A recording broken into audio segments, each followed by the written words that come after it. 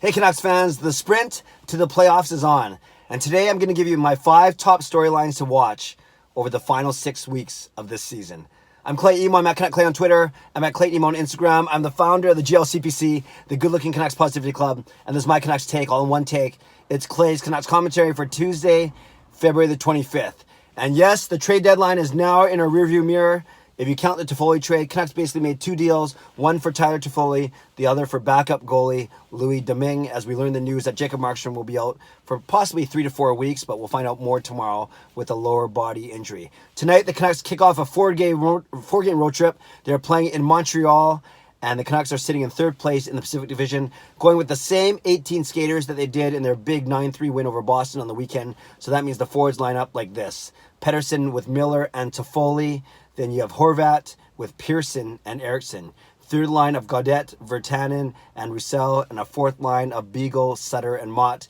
D pairings, the same ones that we've been using for a long while now. Edler and Stetcher, Hughes and Tanev, and then Fantenberg and Myers. And I shouldn't say a long while. Fantenberg just came in last game, but Fantenberg comes in. So that means Jordy Ben will not be playing in his return to Montreal. And of course, Thatcher Demko in net for the injured Jacob Markstrom with Louis Domingue as his backup. So that's the way the Canucks line up.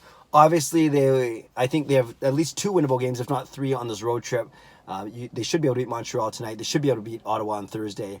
And then maybe take 1 of 2 between Toronto and Columbus on the weekend. So as the trade deadline is in our rearview mirror, I want to talk about the 5 most intriguing storylines to me as the Canucks finish off this season, the last 6 weeks of the season. And a lot of them are related, and they all basically relate. Not they all relate, but I think the biggest story that a lot of them relate to is, number 1, will the Canucks make the playoffs? I think they will. They're in a good position. They're just as far as from being number 1 in the division, though, from being out of a wild card spot. That's how tight it is right now.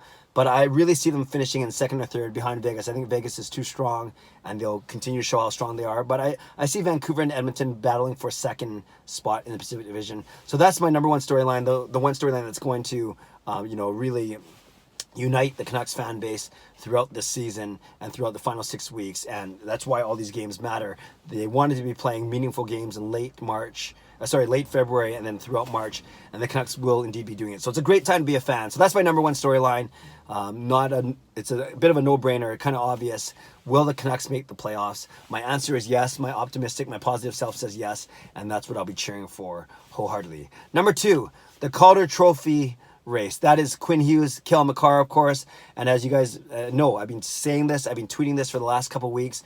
I think it's now a dead heat. And I think as long as Hughes plays the rest of the season and he beats Makar in the scoring race for rookies, I think it will be Hughes's trophy to win or to lose, however you want to say it. It will be Quinn Hughes. Because I've been saying the points per game now is very negligible. They're almost equal. And if Quinn Hughes ends up winning the scoring race and plays 81 of the 82 games, they're not going to look at that as a negative. They're going to say, wow, he was durable, he was consistent, he played tough minutes, he made the Canucks a lot better, especially the Canucks make the playoffs. So that's my second story. My second most intriguing storyline is will Quinn Hughes win the Calder Trophy and make it back-to-back winners for the Vancouver Canucks. Obviously, Elias Pettersson last season. Number 3 is the goaltending. The fact that they had to trade for Louis Domingue because Jacob Markstrom could be out 3 to 4 weeks. Again, we'll find out a more realistic and a solid timeline tomorrow once he sees Canucks doctors and they're able to talk about it.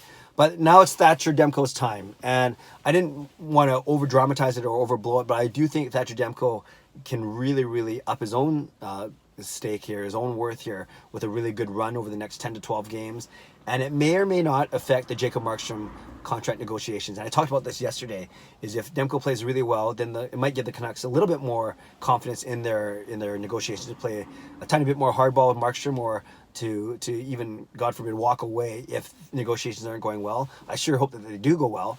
And then, by the same token, if Demko doesn't play well, and the Canucks fall out of playoff contention, then it'll give Markstrom a lot more bargaining power. So that's not the whole reason. That's not the most exciting thing I'm looking at. But I think it is a factor that we do need to consider. But more importantly, we need Demko to play well. He's now getting a chance to be thrust into a starter's role, number 1 role, and it's up to him to help carry the team to continue to play well. Hopefully, the team plays well in front of him as they push towards the end of the season. So that's number 3, Thatcher Demko and the goaltending situation. Number 4, Brock Besser's injury. We first heard that he'd be out for the rest of the season. Then Travis Green, others, even Brock Besser himself has said he'll be back before the end of the regular season. Obviously, we are a much stronger team with Besser in the lineup. Then you can run a top six: Besser, Pettersson, Miller, Horvat, Pearson, Toffoli. That sounds really, really good. The lineup's a lot weaker without Besser in it. So the sooner, obviously, that Besser gets back, the better the Canucks have a chance, better Canucks chances of making the playoffs and securing a high point total and hopefully getting some home ice advantage in the postseason. So Besser's injury and his rehab and his return, that's the number 4 intriguing storyline for me. And number 5, a small one, doesn't really affect the playoff race, but it's two guys that are playing really well. Who's going to win the Canucks scoring race? Right now, JT Miller is 3 points up on Elias Pettersson. I think it's 62 points to 59. Both point per game guys, both playing very well. They play on the same line, even strength power play, so a lot of times they're assisting on each other's goals.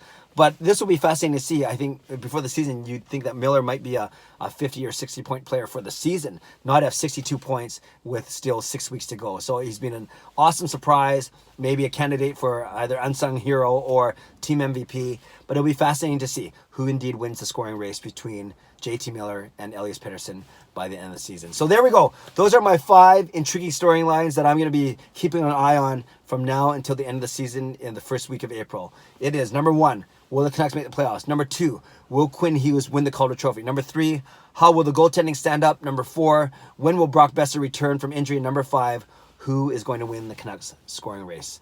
Let me know your thoughts either on one of those 5 questions, on all 5 of those. You can put your answers down below in the comments, or maybe give me another intriguing storyline that I missed, something that you will be intrigued by, interested by, invested in between now and the end of this season. I'd love to read your comments below. And as always, even though I don't reply to all of them, I do read all of them.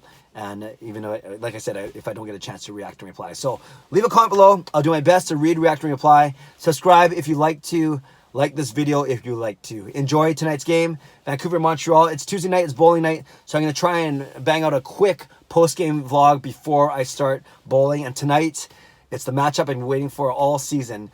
It's my team of 3, the champs from last quarter, playing against my son's teams, Jacob, Sean, and their third guy named Chris.